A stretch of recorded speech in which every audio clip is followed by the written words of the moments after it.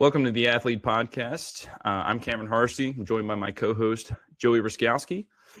And today I want to talk first about Jaylen Hurts. Now, there were some reports that have been coming out lately about some of the problems that they experienced this year. And we talked a lot about that last episode, but I wanted to talk today about likability. Now, a lot of these reports are saying that Jaylen Hurts isn't exactly the most likable guy. And I think from a leadership perspective, this is something that is a problem that many leaders face, whether you're in sports or organizations, whatever the case may be. It's, do I want to be a likable leader? Do I not want to be a likable leader? Do I want to focus entirely on standards and driving discipline and being hard-nosed? Versus, do I want to be a Pete Carroll, or do I want to be a combination of both? So I wanted to talk about likability. So Joey, I'd love to hear your thoughts on this, because I'm sure in your military experience, you've had some of those leaders that are a little bit of both and on both sides. But I think it's very important. We need to think about likability is good. Also, driving a hard standard and having high standards is good. So I'd love to hear your thoughts. What do you think about that? Well, I personally believe there's a fine line between being likable and then just completely neglecting your job as a leader. I think the situation with Jaylen Hurts is, I've heard similar. I've heard the same stuff that you've heard. With he's not very likable, and a lot of the athletes aren't really meshing with him well. But I think in terms of leadership, before we hop into that situation with Philly, I think in terms of leadership, your guys have to, at some capacity, like you and care about you mutually. And how you get there, I think, is you really just develop that team bond. We're going to do this. Hey, I'm happy to be working with you guys. I think that's the key right there as an athlete or as a leader in an organization, is I'm happy to be working with you guys. Whether it's you're a supervisor, or whether you are a subordinate and, or a direct report part of the team, it's with the team that's very important. And I think that develops, it ultimately develops, everyone, like a cohesive culture, to where, all right, this guy that's in charge of us, or this woman that's in charge of us, she wants to be part of the team. She wants to learn for us. And she's going to also take our input and our ideas into play. And I think that's very important. But like I said, there's a fine line. When I was in the Army, early on, I wouldn't say when I was early on in my leadership, like being a team leader, I wouldn't say I was likable at all. I wouldn't say that I was. I would actually say the complete opposite, that I was notoriously disliked throughout my whole platoon, because I learned the wrong things, and I valued the wrong things that, like, Army leadership at the time preached. Not preached, but for example, like when I was coming up, when I just got the rank of corporal or specialist team leader, I thought I had to be a pit bull, is what you call it. Like, constantly smoking your dudes and making them do push-ups and, so disciplined. And that really doesn't resonate with a lot of people. Whether it was in 2005 or whether it was in 2020, I don't think it doesn't resonate with a lot of people. And that's why I think there's a fine line. So it's a tough situation, but you definitely can't, I would say you have to find that in between, being likable, but also being likable, but also like leading with like a firm fist, Yeah. I think just kind of getting a balance. So one of the things I was going to share is going back to my favorite leader, Abraham Lincoln. Okay. And even he said in here, or I guess what was written about him was that Number one, well, Lincoln was very famous for having a lot of stories, and how he would influence his subordinates would be he would share a story, and the story somehow connected with the point that he was trying to make or why he wanted you to do certain things. He also had a sense of humor. And I'm trying to find, hold on. Yeah, for Lincoln, casual contact with his subordinates was as important as formal gatherings. And this book is just filled with different scenarios where he was approachable. He would use a sense of humor. He was a human. He wasn't robotic, driving hard standards. And I don't think it's a bad idea to have high standards, holding your men accountable to those standards, but also being approachable so that somebody can have a conversation with you. And I think going back to this year with the Eagles, there were plenty of times when there was a lot of adversity. And that was the point where guys needed to have that casual connection with Hurts. And again, a lot of this is speculative. I mean, it's funny how season's over and all of a sudden here comes these stories about that.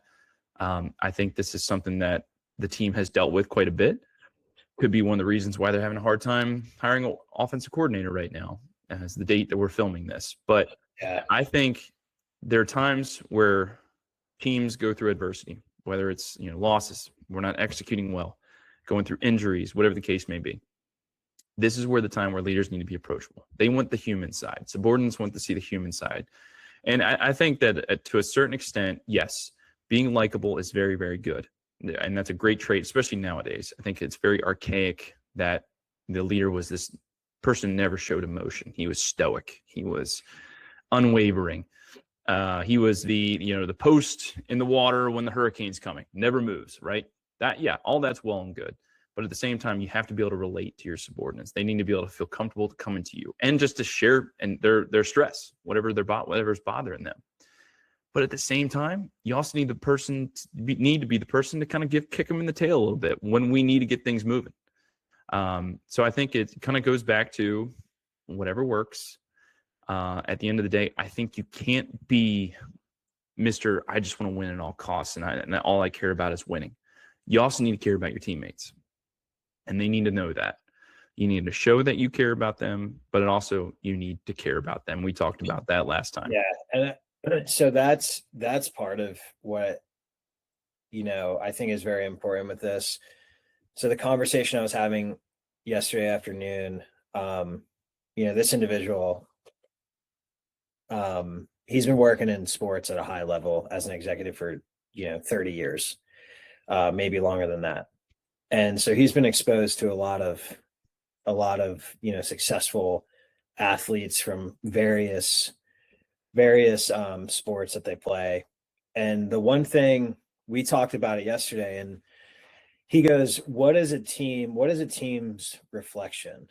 Like who does a team emulate? The attitude of a team, who do they emulate? And I immediately off the gun, I'm like, the coach, right? And he's like, no, it's the best player. And when he said that, I was like, oof.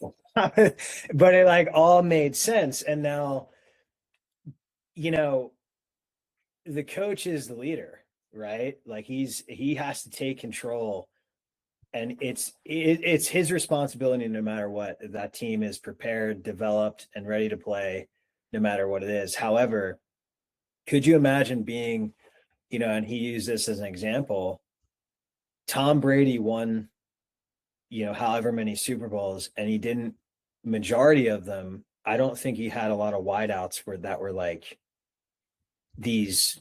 I mean, the one year he had Randy Moss, they lost in the Super Bowl. And then other years that they win, they have Julian Edelman, Wes Welker. I think Wes Welker, that's his first name. He's a D2 guy. Yeah. Julian Edelman's D1 AA, I think. Kent State. Yeah. Good, great program, but not a, and then you do look at Randy Moss, he was at Marshall, but not a, when he had Mike Evans in Tampa Bay, Mike Evans was at A&M with Manziel. He's playing in the SEC.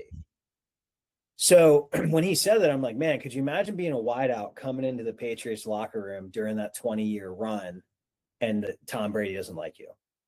Or you have one of the best wideouts and in the NFL, and you have Tom Brady, and they don't like each other. So what does that, and I think that this is, and what does that cause in the locker room? Well, it's going to cause a divide, right? So I think with Jaylen Hurts, I think that could be part of the issue. You know, I really believe, looking at it as leadership, I think this year, I've never been, you know, I'm not a coach, so I don't want to really judge just from a consumer. I think Nick Sirianni and the coaching staff kind of lost control a little bit towards the end. And I think that two heads that were butting was AJ Brown and Jaylen Hurts. And that, I think that created a great divide within the locker room, you know, because Jaylen Hurts, in my opinion, is the best player on the field. You know, he's the leader of that team. He's the quarterback. But then you also have AJ Brown, who's arguably one of the best wide receivers in the National Football League. So when you have an ultra good guy pissed off an ultra good guy, and they're also on the same side of the ball, I mean, that's going to cause nothing but chaos. Absolutely. You know, this reminds me a lot of, I know my favorite book, I could be your favorite book too, but Extreme Ownership. Right. Yeah. Okay? So my favorite chapter in Extreme Ownership is chapter 2. So if, for all you listening, get a copy of this book. I think this is the first edition. It looks a little bit different now, but yeah, I see it. There you go. Yep. Yeah. So real quick, chapter 2, and I don't want to steal too much from that chapter. There's a lot to unpack there, but so in chapter 2, the scene is we're in Buds and they're doing boat crew races. There are 2 boat crews that they talk about. Now, boat crew 6 is dead last, lagging far behind the group every single time. Boat crew 2 is winning almost every single race. You can tell they're gassed, but every single one of them has a smile. And so, and I think Leif wrote this chapter, if I'm not mistaken, Leif Babbitt. And so Leif's, you know, from his perspective, he's kind of given the rundown of what's going on. And he talks about the characteristics of those 2 leaders. He described Boat Crew 2's leader as a strong leader.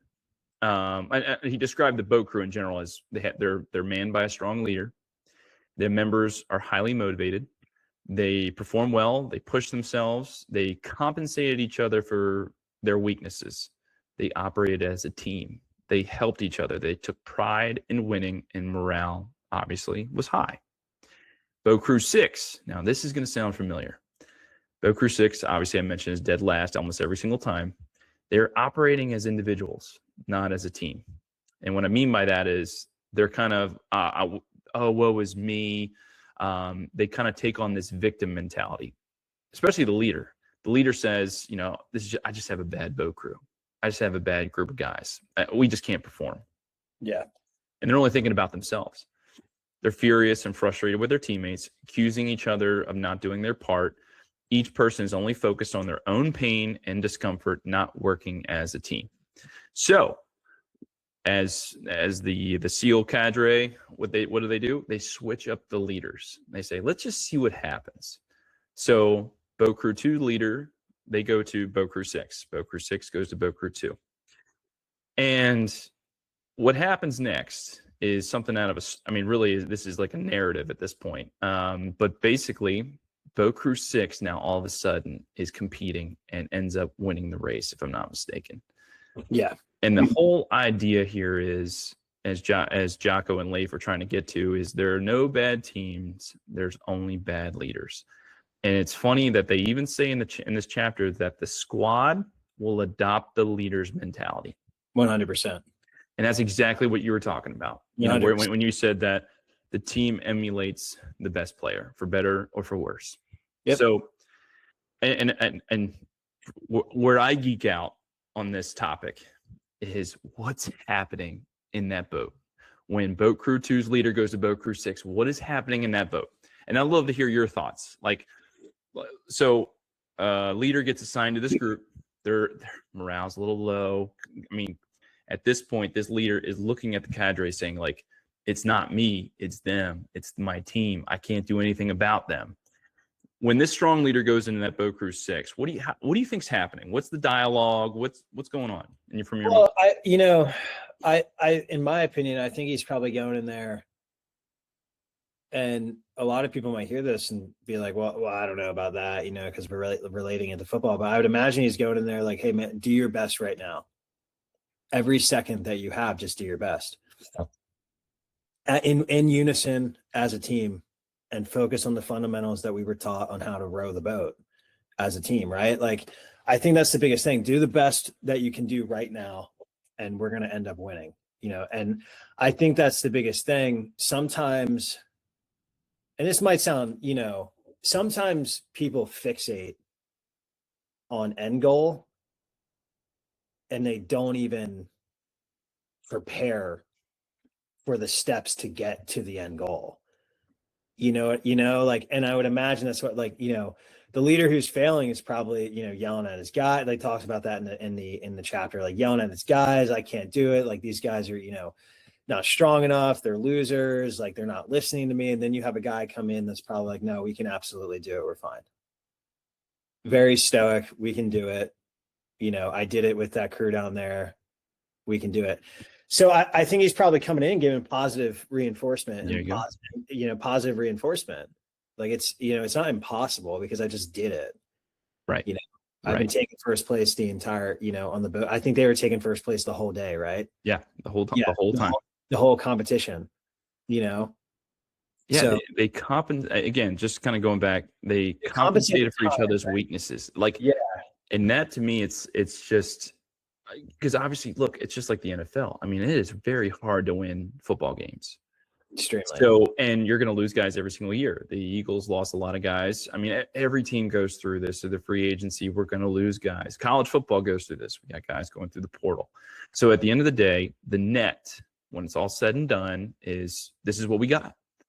Now it's my job to motivate them and to figure out what adjustments I need to make on this team so that we can win. And because that's and we're going to talk about Cignetti here in a little bit with what he did with Indiana, but he didn't have on paper the best team ever. No. But you figure out, hey, where are our strong suits? What are our weaknesses? What we need to do to overcompensate, and how can we work as a team to do this? So Leif in my version, it's on page 49, but he goes into, because I was like, I got to figure out what's going on in that boat, and I think you hit the nail on the head there. A couple other things he said was that the leader went to the front of the boat. And this is something I talk to the students that I work with all the time. It's lead from the front. So whenever we're in drills, whenever we're doing practices, I want you to be the first one to do the drill. I want you to set the tone. I want you to be the anchor, or not the anchor in this example, but I want you to show them how it's done. Show them what the attitude is. Show them what the expectations are. And so you go out, you fire off, and you're leading by example at that point. He helped them focus on an immediate, visually obtainable goal. So I think he was in the front, so he's having them focus on a marker. So as they're paddling out, look, guys, here's what I need you to do. We need to paddle as hard as we possibly can to reach that marker. It's right there. Let's paddle as hard as we possibly can. And then guess what? Then we can get ourselves a 10-second break, and then we're going to paddle again to the next marker. It's a visually obtainable goal. He believed they could win, and that you were hitting on too, which is it's the leader's attitude. It's not coming in saying, "Oh, I got this group of ragtags, and what am I going to be able to do with this group? I can't help us win. They're not going to win this thing for us." So it's no, we can do this, but we need everybody to be buying in on this, because guess what? I'm not racing this again. I want to break, and I know you do too, because that's how you can connect the higher purpose goals to them. I know you guys don't want to get wet anymore, and we wouldn't mind a 30-minute break or however long it takes. Yeah, right. And rather than tolerating their bickering and infighting, he pulled the team together, focused their efforts on a single specific goal of winning the race. Guys don't care about what you did the past races. This is right here and now. This is this season. This is what we're going to do. So, and I'd love to jump into the Hoosiers and talk about, because I think Cignetti adopted a very difficult culture to start things out. Dude, I mean, when you look at the first game in 2024, the stadium, I mean, it was empty, so his first home game as the head coach, like it was essentially vacant. Like there was no fans there. The basketball school. Yeah, basketball school. Like I think Indiana winning the national championship is equivalent to Kentucky football winning a national championship in football, or like Duke, be like basketball school heavy, like known for basketball. So when you look at going into the football culture there, I mean, he had an empty stadium. No one believed in the program. Like in terms of like consumers didn't believe it. Like I didn't. Like I had a friend that called, like we were on the phone, earlier this summer, and he said that, he was like, I'm betting, $100 on Indiana to win the national championship, and he did on like DraftKings. And I don't know what his payout was. I'm also not advertising gambling, but I know that he was extremely happy a week ago. Hey, but if you gambling entities would love to sponsor, but we'd be more than happy to. Yes. Yeah. Maybe but he's always had that like sports mind. Like he digs into like the analytics and the history of the coaches, and he like, but going in there as Coach Cignetti, I mean, it's so hard, but the one thing I think he did that separated himself from, and this shows, this is obviously going to be another episode, that separated himself from the rest of the teams, is the usage of the NIL portal. Now, when I say that, dudes, like people may be like, well, what are you talking about? He brought all of his guys from JMU. And I was like, exactly. That's exactly what I'm talking about. He brought 22 guys from JMU that played for him at JMU. Yep. Now you could say that, that would be like Lane Kiffin. If Lane Kiffin would have stuck it out at Ole Miss, he would have brought those guys from Ole Miss down to LSU along with like the remainder of the coaching staff. I don't know. He quit right before the playoffs. So I don't think those kids are going to go and play for him. Some will, some won't. Coach Cignetti, takes the Indiana job. These kids enter the portal. He holds up. I'm sure. I don't know if he was recruiting internally there. I don't know if he said, if you enter the portal and you're a good fit, that's how I would go about it. If you enter the portal and you're a good fit, I will recruit you. And it just so happened that he recruited 22 guys to be part of that Indiana team. And he's a guy that you look at doing that, playing like NCAA said, this is cool. You got it. Because now I'm going to win a national championship with these kids. Because I've developed them under my system for the past however many years he was at JMU. I think it was 2. He went from Elon to JMU, if I'm not mistaken. Mm-hmm. And he wanted Elon too. I coached with a guy at Clayton, Trey, who played for him at Elon. Like they wanted Elon. So I think he had, he used that to his advantage, and he also had the trust of the kids already. And he didn't try to reinvent the wheel.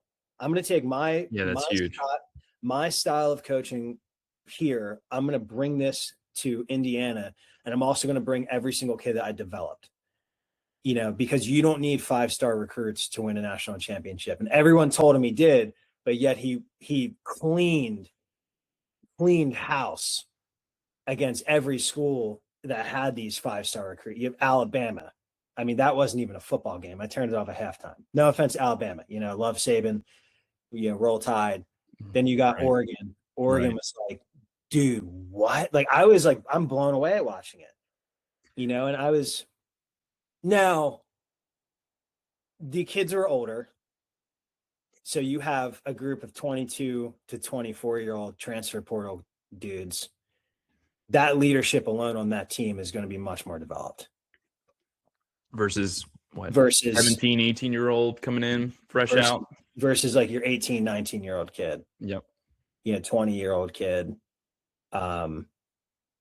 I haven't looked at like the data on like age comparison. I'd be interested to see how much older they were than Alabama, Oregon, and Miami.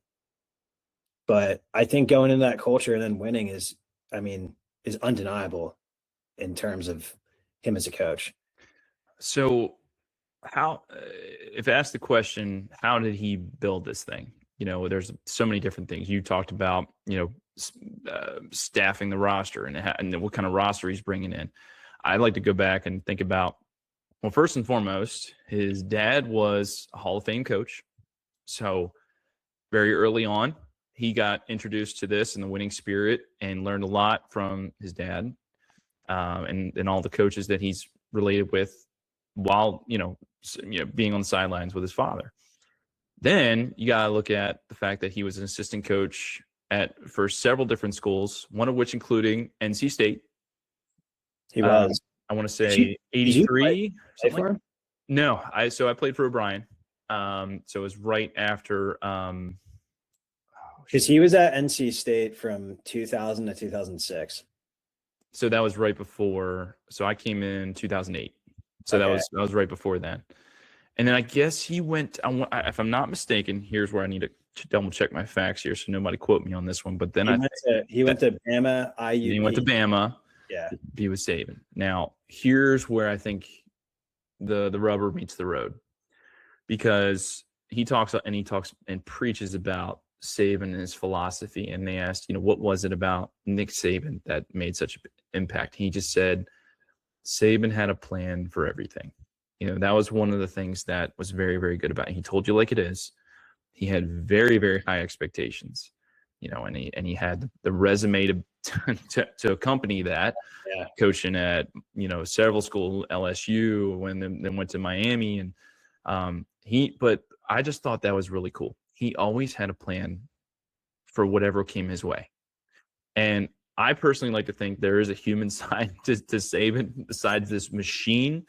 But I do think that it's a lot of experience there. The guy's done a lot of coaching. He's made a lot of mistakes over the years. He's learned from them.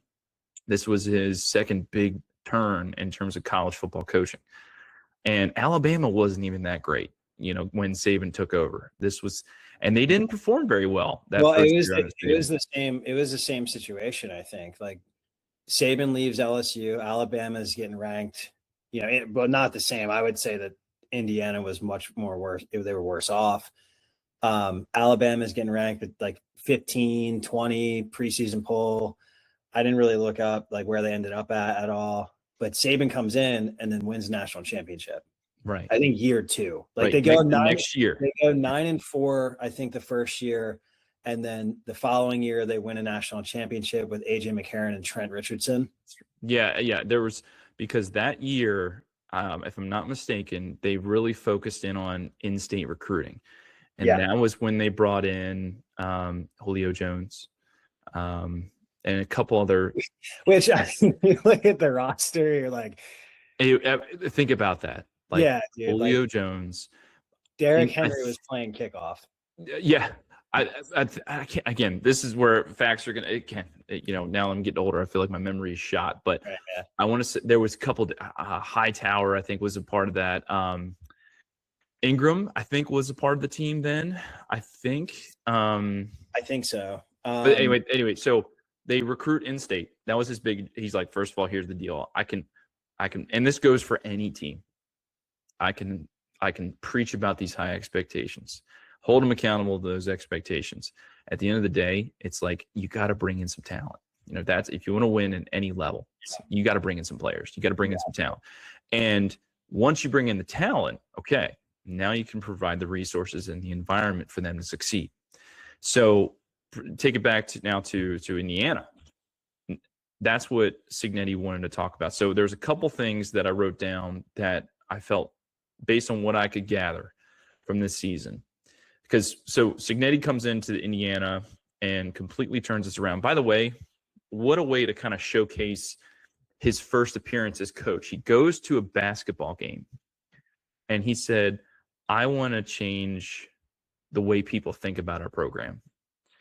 And he goes on the court and starts saying that, I'm paraphrasing here, but something along the lines of Ohio State sucks, this and that. And he just gets this crowd all bought into this idea. And he's like, a little uncharacteristic of me, mind you, but I wanted to change the way people thought about our team.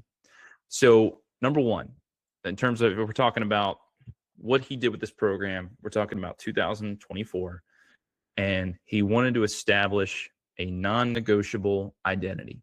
That was the first thing he wanted to do. So Cignetti, his clear message was, we would no longer be hope we can compete type of program. We're no longer going to be, well, we hope we can compete with the Ohio States. He set expectations for toughness and discipline and execution day one. Okay, so he wanted to reshape the identity. He eliminated ambiguity. Players knew exactly what was expected of them, how they would be evaluated, and what behaviors were unacceptable. Now, an individual that I admire so much as a Marine and helped me kind of build this leadership program that I've been working on for the past 10 years. And he always talked about, and I'd love to hear from you on this one too, but from a military standpoint, some of the things that a leader could do as soon as he gets to his unit is making sure that his subordinates understand his expectations and clearly delivering those expectations day one, to the point that you're putting it on paper, you're having them sign it so that there's no confusion later down the road when he says, I expected you to do A and B. Yeah, that's a standard practice. I actually I did it because I had to, and this is just from my opinion. It's called a performance counseling and initial counseling is what they call it. Counseling. Yep, that's it. So I did it because they make you, right? Now, I always adopted the style of my last squad in the 82nd Airborne Division, I didn't do that. I did it because my boss, and he might listen to this and turn around and be like, have some choice words, text me. Because I had a group full of guys that I didn't need to. Both of my team leaders, one of them graduated from, I think, University of Texas with a finance degree, and he was 27. And then another one he was a year older than me. Another one of my team leaders went to Ohio State and decided to join the military after that. So they had careers prior to joining. So for my team leaders, they initially counseled their guys and their expectations, and the expectations that I set for all 9 of the guys in my squad, I disseminated that information down. The only things that I would control were things that were directly coming from the top down to me, and I would handle that how I thought was necessary. So I was always involved with my squad, but I'm not going to give, that's their team, and I'm not going to impede on that, so they need to do their initial counselings, and I'll give them left and right limits and guidelines on how they should do it and what I expect, and they can draft up whatever they think is necessary. For training purposes, like physical fitness, I was very straightforward with that. So I didn't want to work out as a squad more than once or twice a week. And I think that came from me having to redo it, because my whole squad, the team leaders came up to me and asked, why are we working out together? I'm like, well, we have to. And then when I say that in my head, I'm like, wait a minute, that's not a good response. We're doing it because we have to. Okay.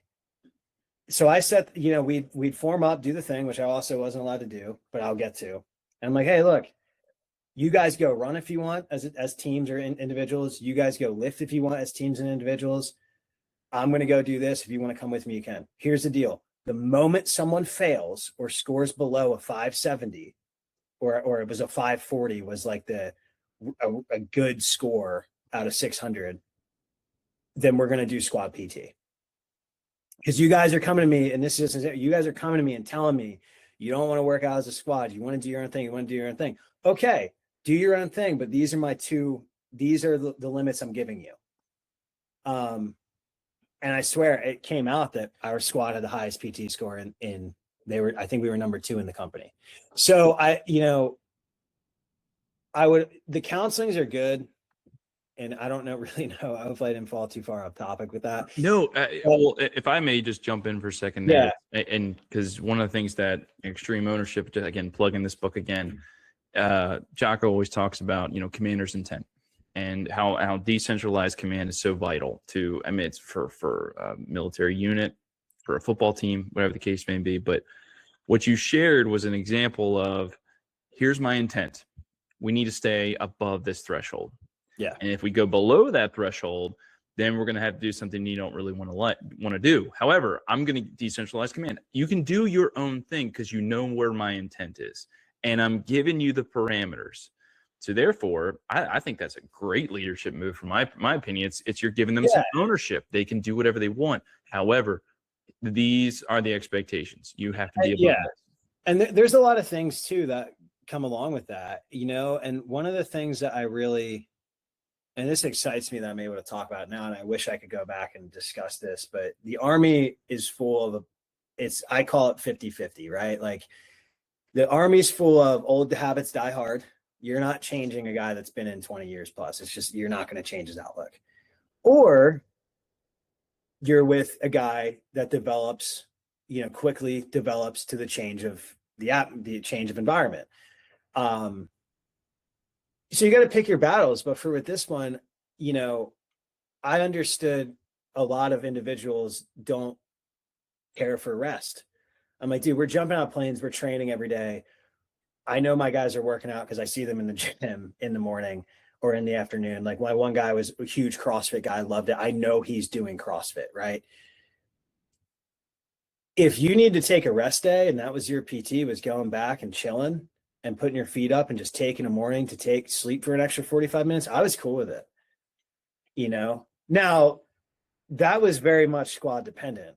Like you said, I knew my audience and I knew the guys in my squad and the teams for me to make that judgment and be like, okay, these guys aren't going to turn around and slap me. And I trusted them because, I knew I had solid team leaders I could rely on. There were squads that I was in before where I wouldn't know. We're forming up at 6:30. We're saluting the flag and we're working out till 8 o'clock in the morning every single day. Yeah. Don't even ask because it's not happening, brother. And I think it's just that judgment of understanding what you, and that comes from experience and it comes from mistakes. I've made the mistake before. I often, and this, hopefully this doesn't sound bad, I've also made the mistake before of really investing in somebody. And them just the moment I don't hold their hand, they fail. Yeah. And that I think that hurt worse. Yeah. Than investing in someone, them hey, go, you can do your own PT and they fail the PT test. Because then it's I can turn around and be like, well, we didn't do PT and that's on me. I tried. Now I'm never doing that again. I'm going to get a negative counseling.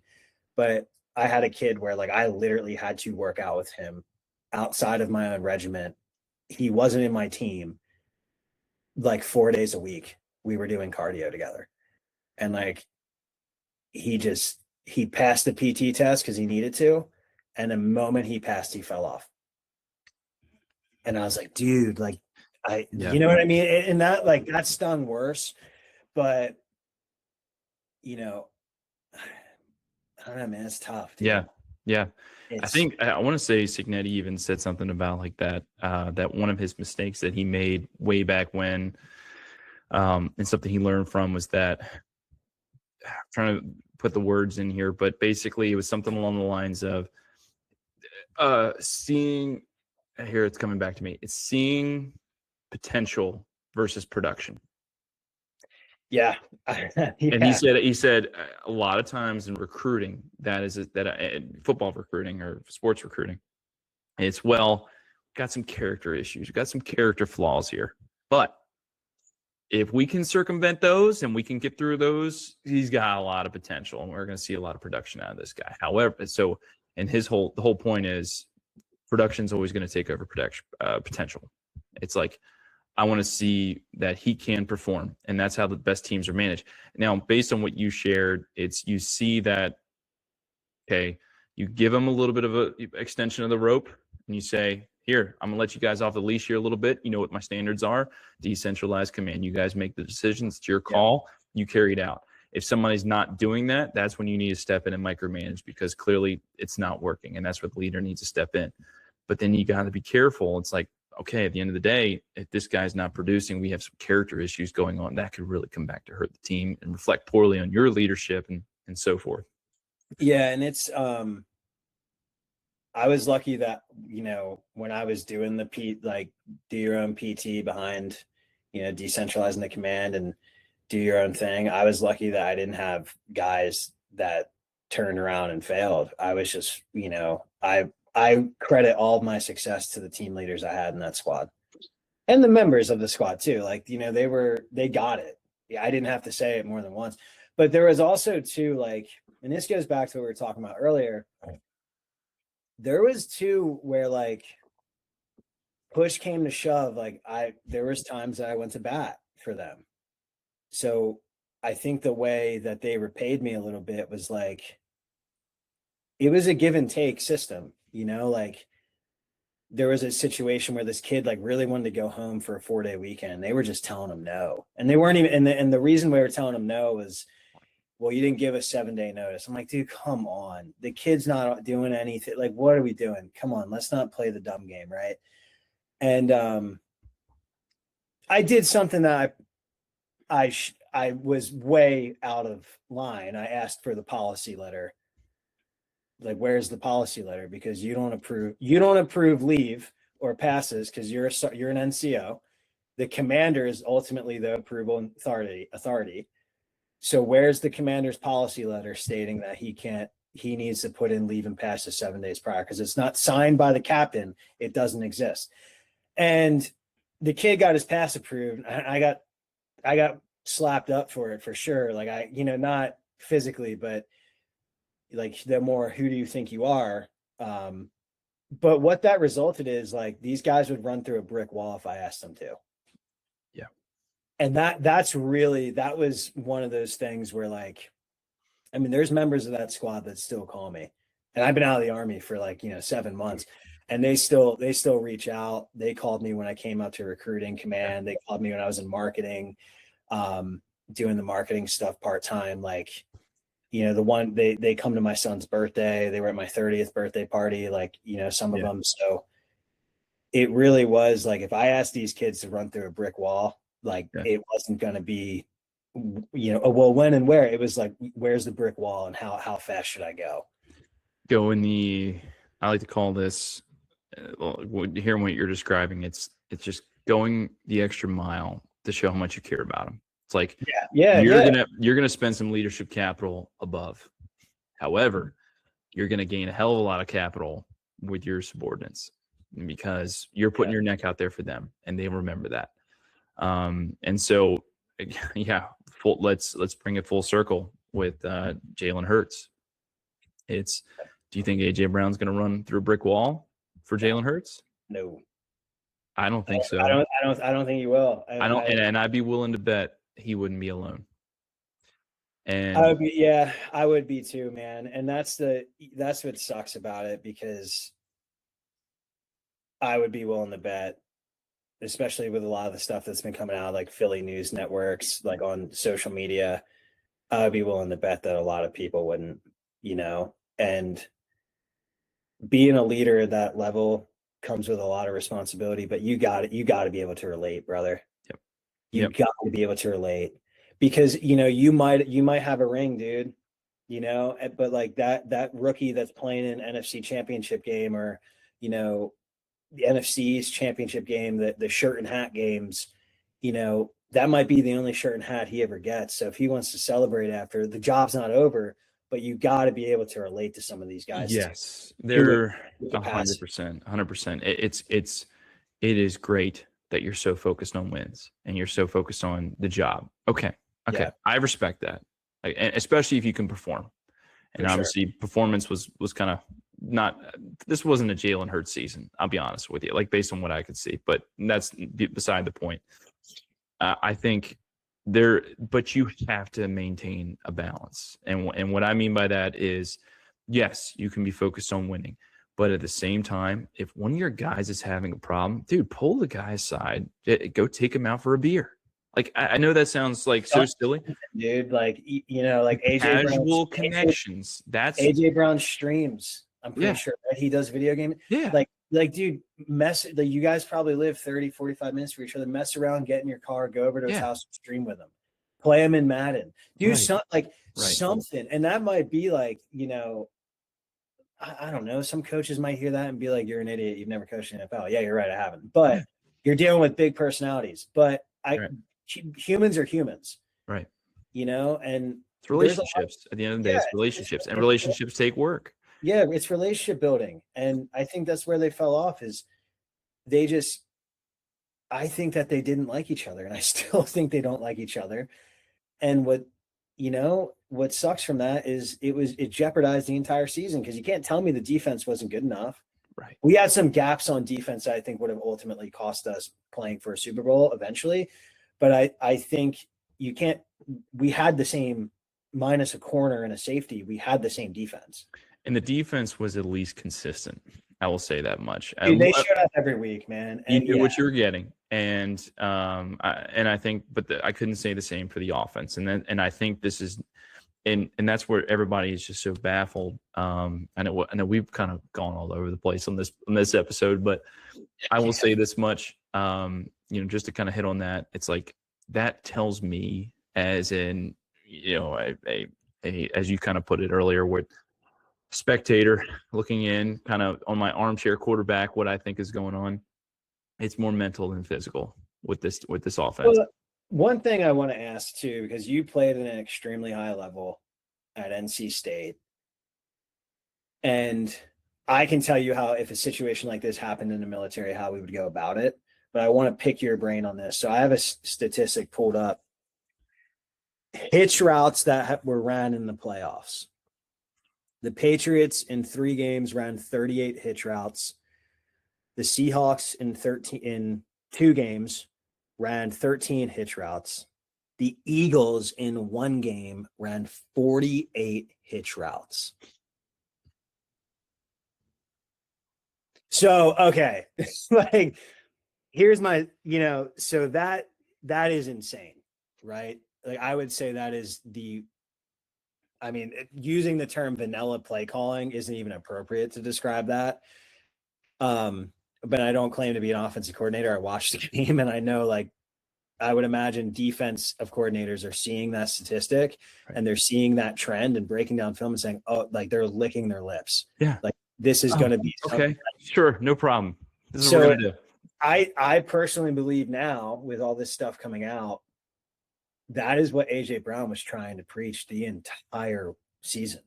Yeah. And I go ahead. I'm sorry. I want to cut you off. As a guy who played it in Division I, Power 5 team, if you see a trend like that happening on the offensive side of the ball, because you get so high up in playing sports, I feel like it comes to a point, especially in the NFL, you can just approach these coaches and be like, dude, what are we doing?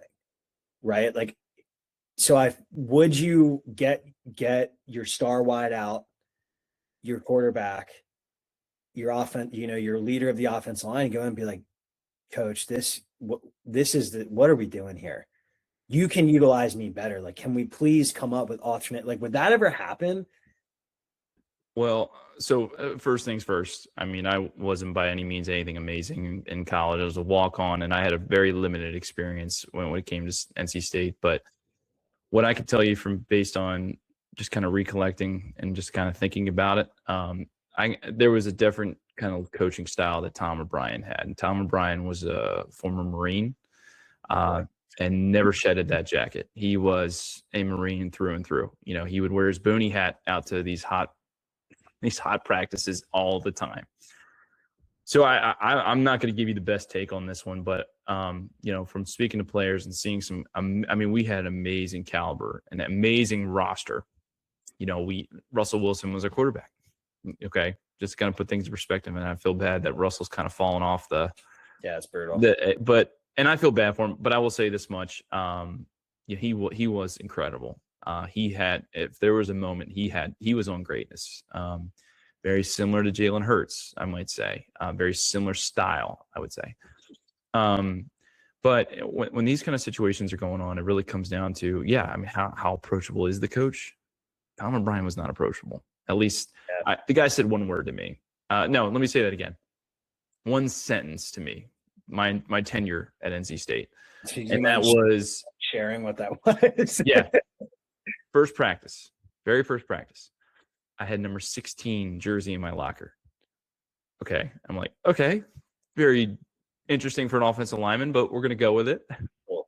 I go out there with my number 16 jersey. Granted, I got Russell Wilson's practice jersey on.